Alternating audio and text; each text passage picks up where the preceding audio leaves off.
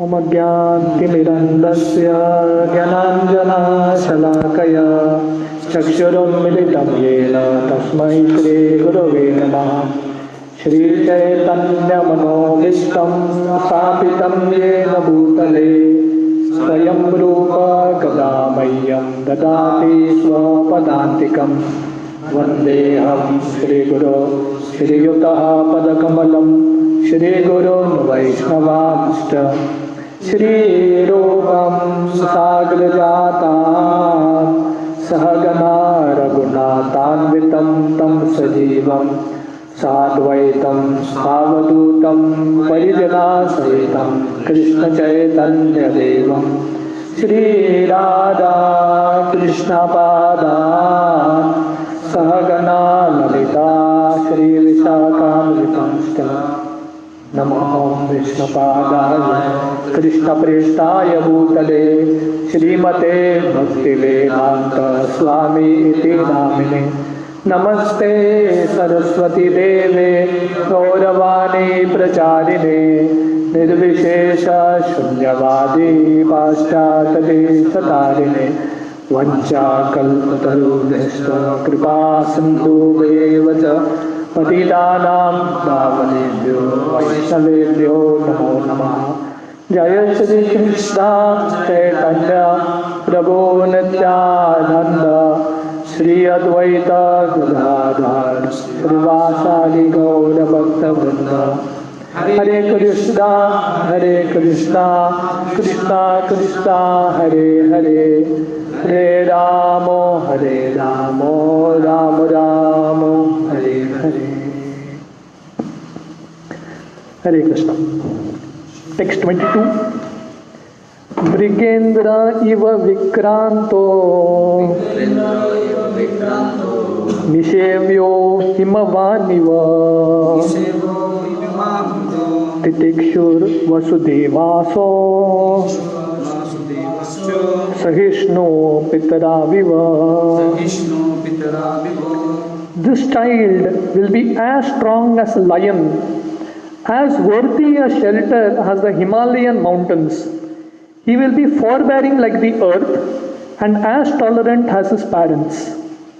तो यहाँ पे वर्णन आ रहा है कि परीक्षित मृगेंद्र मतलब सिंह की तरह शक्तिशाली रहेंगे, as strong as a lion, और हिमालय पर्वत की तरह लोगों को आश्रय देंगे, क्योंकि हिमालय पर्वत में बहुत सारे गुफाएं रहती हैं, बहुत सारे संत को आश्रय देते हैं।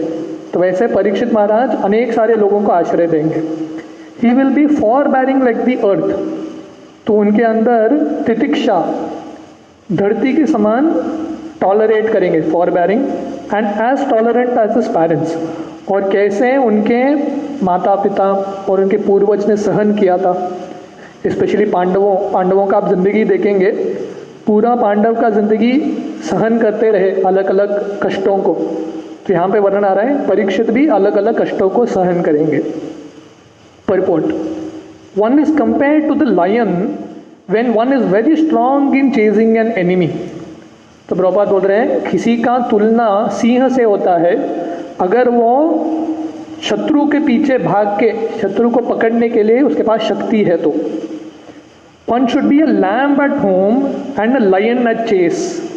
तो ये प्रभुपाद का कहावत है कि घर में हमको लैम्ब का मतलब है बकरी की तरह शांत घर में होना चाहिए, और बाहर शेर की तरह सिंह की तरह बाहर होना चाहिए, उल्टा नहीं होना चाहिए। उल्टा हो गया तो बहुत प्रॉब्लम होता है। तो घर में शांत और बाहर जाके सिंह की तरह। The lion never fails in the chase of an animal. Similarly, the head of a state should never fail in chasing an enemy. तो सिंह उसने टारगेट रख लिया, मुझे ये प्राणी को मारना है, तो उसका टारगेट कभी छूटता नहीं है, मार के ही रहता है।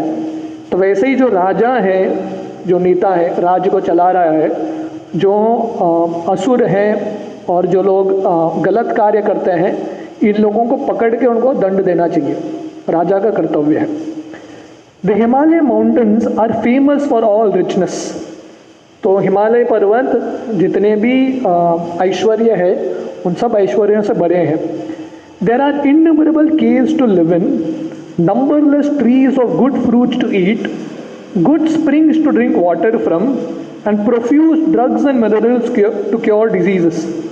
तो हिमालय पर्वत में अनेक सारे गुफाएं हैं रहने के लिए, अनेक सारे पेड़ हैं जो फल देते हैं खाने के लिए, अनेक सारे झरने हैं स्प्रिंग्स जिससे पानी पी के व्यक्ति संतुष्ट हो सकता है, और अनेक सारे जड़ी बूटियाँ मिनरल्स इत्यादि है, अलग अलग बीमारियों को क्योर कर सकता है.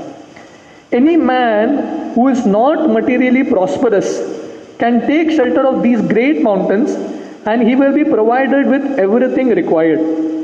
तो यहाँ पे वर्णन आ रहा है कि अगर किसी को अपना ज़िंदगी आराम से बिताना है तो हिमालय का आश्रय लेगा तो उसकी ज़िंदगी के सब ज़रूरतें पूरा हो जाएंगे. Both the materialist and the spiritualist can take advantage of the great shelter of the Himalayas.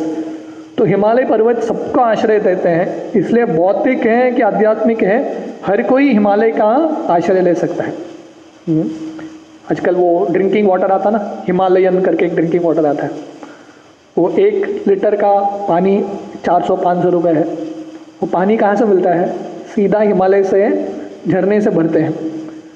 तो भौतिक रूप से भी कोई हिमालय का आश्रय लेगा तो भौतिक धन भी भरे मात्रा से उसको मिलेगा. On the surface of the अर्थ, तो यहाँ पे वर्णन है कि परीक्षित सिंह की तरह शक्तिशाली रहेंगे और हिमालय की तरह लोगों को आश्रय देंगे. On the surface of the earth there are so many disturbances caused by the inhabitants. तो धरती पे इतने सारे लोग धरती को कष्ट देते हैं.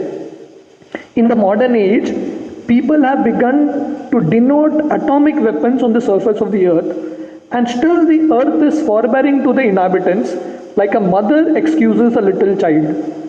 तो धरती पे कितने सारे लोग धरती का शोषण करते हैं, एटॉमिक बॉम्ब डालते हैं या प्लास्टिक डालते हैं, राइट, माइनिंग करते हैं, बहुत कुछ करते हैं धरती के साथ. पर धरती जैसे माँ अपने बच्चे को माफ़ कर देती है, तो धरती जो माँ है अपने बच्चों को माफ़ करती है, ये आशा करके कि आगे जाके सुधरेंगे बच्चे. Parents are always tolerant to children for all sorts of mischievous acts. तो जो माता पिता हैं अपने बच्चे को सहन करते हैं, वो गलत कार्य भी करेंगे, नटखट भी करेंगे तो सहन करते हैं, वो माता पिता का दिल है. An ideal king may be possessed of all these qualities and the child Parikshit is foretold to have all these qualities in perfection. जो उत्तम राजा हैं उसके अंदर भी ये सब गुण होते हैं. जैसे माता पिता टॉलरेट करते हैं, तितिक्षा सहन करते हैं, वैसे परीक्षित महाराज भी उनके अंदर राजा के गुण हैं, वो सहन करते रहे. हाँ, तो यहाँ पे वर्णन आ रहा है कि परीक्षित के अंदर ये सब गुण रहेंगे. टेक्स्ट 23. पितामह समसाम्ये रसादे गिरिशोपमा आश्रय सर्वभूतानां यथा देवो रमाश्रया. This child will be like his grandfather Yudhishthir or Brahma in equanimity of mind. He will be munificent like the Lord of the Kailash hill, Shiva, and he will be the resort to everyone like the supreme person of God and Narayan, who is even the shelter of the goddess of fortune. तो यहाँ पे वर्णन आ रहा है कि पितामह समसाम्य, अपने पितामह की तरह, अपने दादा की तरह उनका मन इक्वल रहेगा, इक्विपॉइज्ड, समान दृष्टि. तो यहाँ पे वर्णन है पितामह का 2 अर्थ है. एक तो युधिष्ठिर, क्योंकि परीक्षित के दादा युधिष्ठिर हैं, या पितामह ब्रह्मा जी भी हो सकते हैं. He will be munificent like the Lord of the Kailash hill Shiva. तो जैसे दान में, देने में शिवजी बहुत उनका दिल बड़ा है, इसे शिवजी का एक नाम है आशुतोष. जो भी मांगते हैं शिवजी से, शिवजी दिल खोल के देते हैं. तो देवता जाते हैं शिवजी को और बोलते हैं थोड़ा विष पी लो, तो शिवजी बोले हैं, भोलेनाथ, तो तैयार हो जाते हैं, ठीक है विष पी लूँगा, राइट. तो शिवजी दिल खोल के देते हैं, म्यूनिफिशेंट. तो वैसे परीक्षित भी शिव जी की तरह गिरीशोपम, जो कैलाश में राज्य करते हैं, शिव जी की तरह रहेंगे। और आश्रय सर्वभूतानाम, जितने सारे लोग हैं उन सबको आश्रय देंगे, जैसे नारायण आश्रय देते हैं। तो नारायण इतना तक लक्ष्मी देवी को भी अपनी छाती पे आश्रय देते हैं। Purport, mental equanimity refers to both Maharaj Yudhishthir and to Brahma the grandfather of all living beings. तो साम्य, मेंटल इक्वानिमिटी, दुख में सुख में एक स्थिर रहना। तो यहाँ पे वर्णन आ रहा है युधिष्ठिर की तरह या ब्रह्मा जी की तरह वो स्थिर रहेंगे। युधिष्ठिर का अर्थ क्या है? पहले ज़माने में जब नाम देते थे, नाम के पीछे अर्थ भी होता था। युधिष्ठिर का मतलब क्या है? जो युद्ध में भी स्थिर रहेगा। तो आप युधिष्ठिर का जिंदगी देखेंगे, जितने भी कष्ट हुए हैं, जितने भी उनके साथ अपमान हुए हैं, धोखा हुआ है, युधिष्ठिर हमेशा स्थिर बुद्धि से काम करते हैं, इसलिए उनका नाम है युधिष्ठिर। तो वैसे परीक्षित भी स्थिर रहेंगे। According to Shridhar Swami, the grandfather refer to is Brahma. तो श्रीधर स्वामी बोलते हैं, जो भागवत के टीका देते हैं, तो बोलते हैं यहाँ पे पितामह का मतलब है Brahma. But according to Vishwanath Chakravarti, the grandfather Maharaj Yudhishthir himself. तो श्रीधर स्वामी बोलते हैं उनके टीका में यहाँ पे पितामह ब्रह्मा जी हैं, और विश्वनाथ चक्रवर्ती ठाकुर बोलते हैं नहीं, यहाँ पे पितामह मतलब Yudhishthira Maharaj. But in both cases the comparison is equally good, because both of them are recognized representatives of the Supreme Lord, and thus both of them have to maintain mental equanimity, being engaged in the welfare work of all living beings.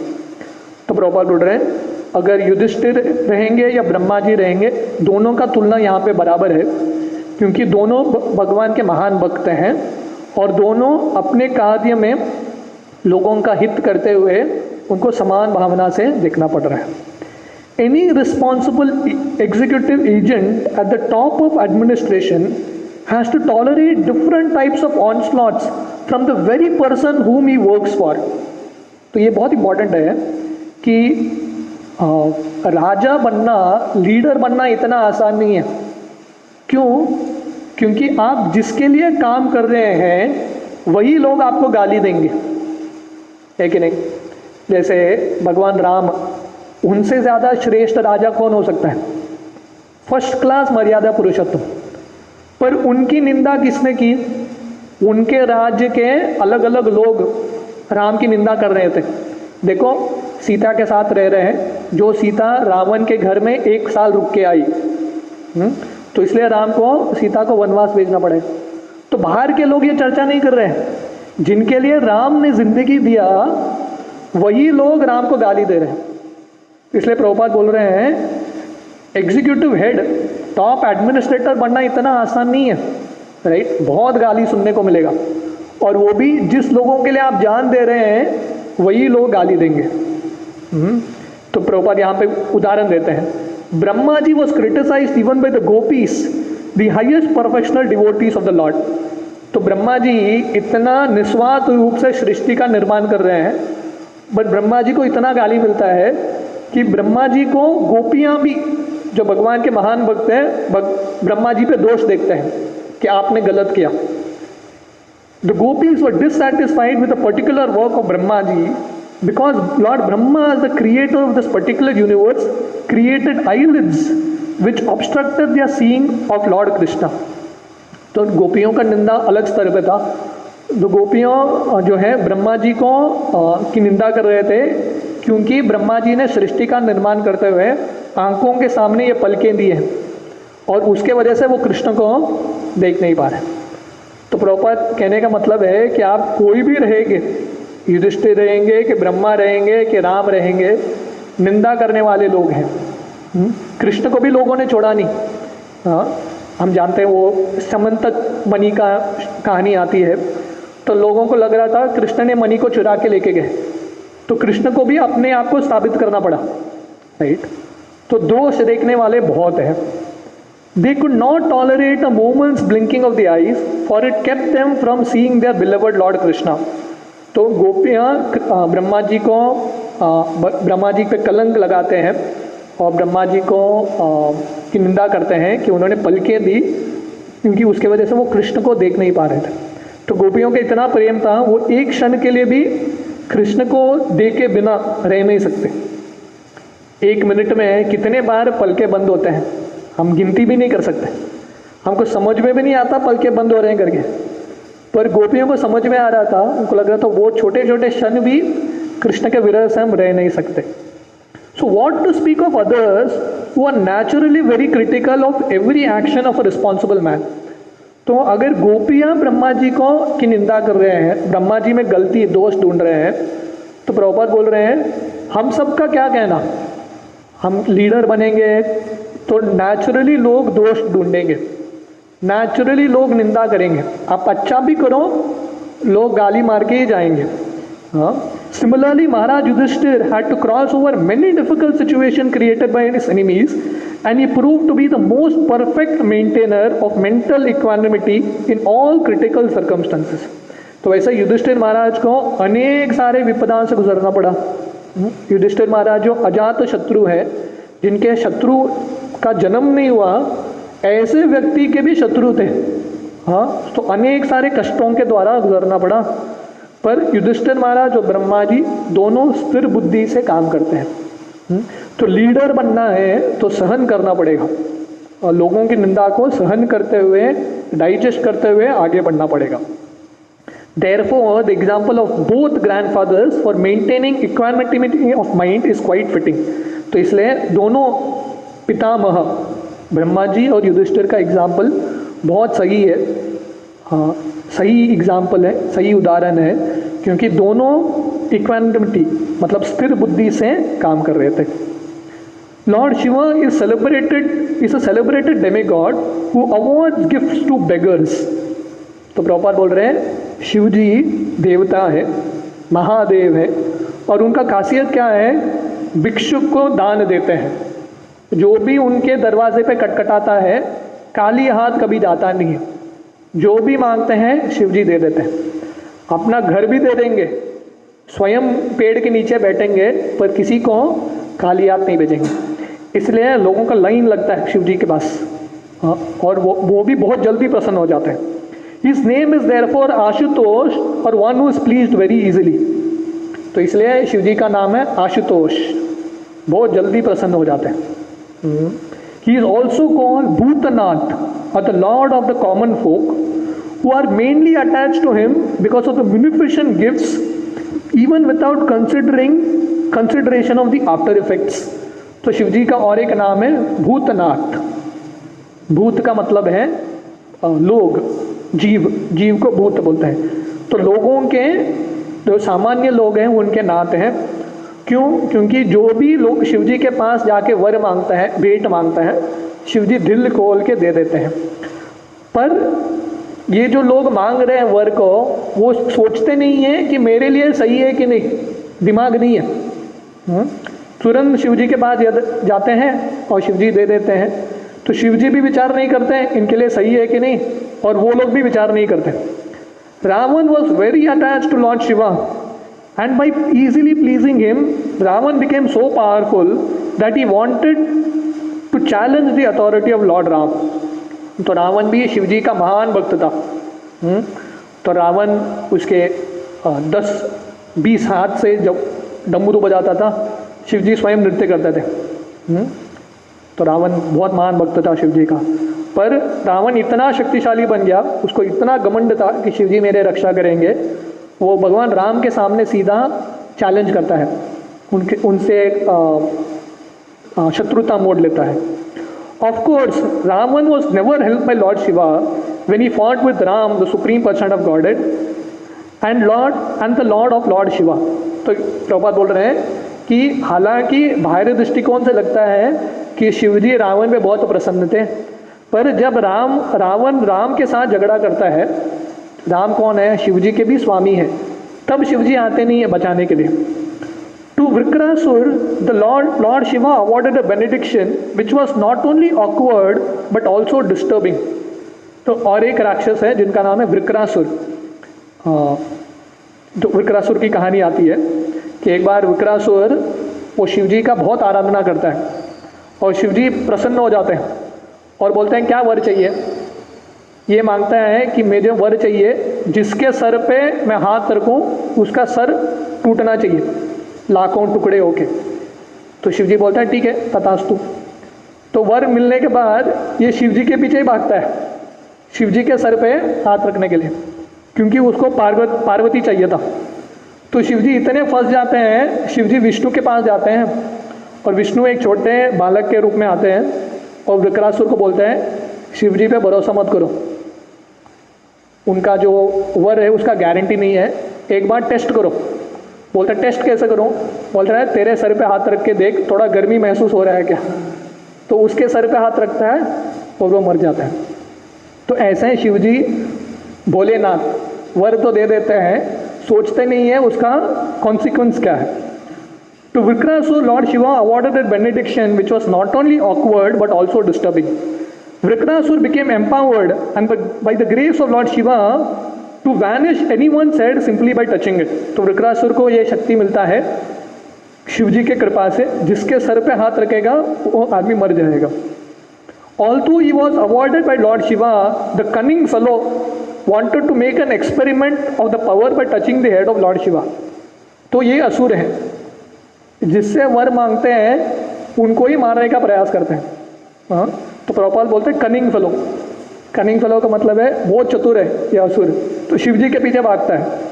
Thus the Lord had to take shelter of Vishnu to save himself from trouble, and Lord Vishnu by his illusory potency asked Vritrasur to make an experiment with his own head. तो शिव जी भाग भाग के विष्णु के पास आते हैं और विष्णु बालक के रूप में आके वृत्रासुर को बोलते हैं तेरे सर पे हाथ रख के देख। The fellow did it and was finished himself, and so the world was saved from all sorts of trouble by such a cunning beggar of the demigods. तो उसके वजह से वृत्रासुर असुर मर गया और दुनिया बच गया। नहीं तो इमेजिन करो कितने लोगों के सर पे हाथ रखता था, राइट।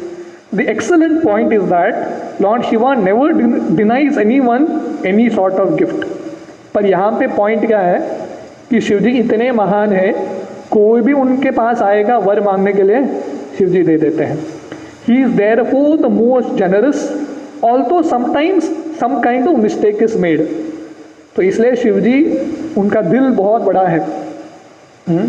कभी कभी गलती कर लेते हैं, फिर भी हम शिव जी को बहुत मानते हैं। वैष्णवानाम यथा शंभु, क्योंकि शिव जी का दिल बहुत बड़ा है। तो शिव जी की तरह परीक्षित कष्ट लेंगे दूसरों के लिए।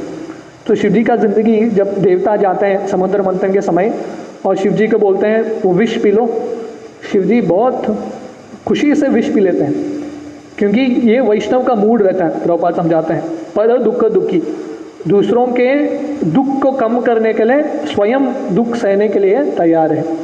तो वैसे परीक्षित भी दूसरों का दुख कम करने के लिए स्वयं दुख लेंगे। Ram means the goddess of Fortune, Rama means the goddess of Fortune. तो यहाँ पे वर्णन आता है कि यथा देवो रमाश्रय, तो परीक्षित भगवान विष्णु की तरह लोगों को आश्रय देंगे। तो रमाश्रय, रमा का मतलब कौन है? लक्ष्मी। रमा देवी मतलब लक्ष्मी देवी।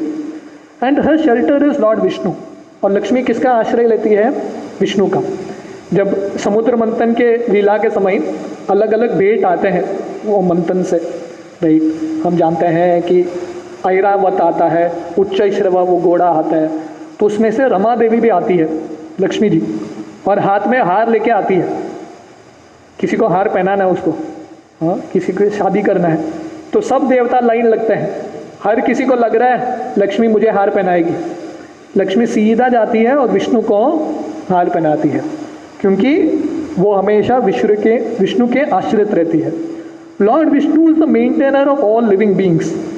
तो विष्णु कौन है? जितने भी लोग हैं उनके आश्रित हैं, आश्रय देते हैं लोगों को। इसलिए भगवान का नाम जो नारायण, नारायण का मतलब क्या है? नर। नर का मतलब है मनुष्य। जो मनुष्य जिनके आश्रय ले सकते हैं वो नारायण है। There are innumerable living beings not only on the surface of this planet but also in other hundreds and thousands of planets. तो प्रभुपाद बोल रहे हैं अनेक सारे जीव हैं। गीता में भगवान बोलते हैं सर्वगत। सर्वगत का मतलब है सब जगह पे जीव है। ये दुनिया में नहीं, ये ब्रह्मांड में भी नहीं, अनेक सारे ब्रह्मांड, हर एक लोक में, हर एक ब्रह्मांड में अनगिनत जीव हैं. All of them are provided with the necessities of life for the progressive march towards the end of self-realization. But on the path of sense gratification, they are put into difficulty by the agency of Maya, the illusory energy, and so travel the path of false plan of economic development. तो imagine करो कितने सारे जीव हैं ये ब्रह्मांड में, right?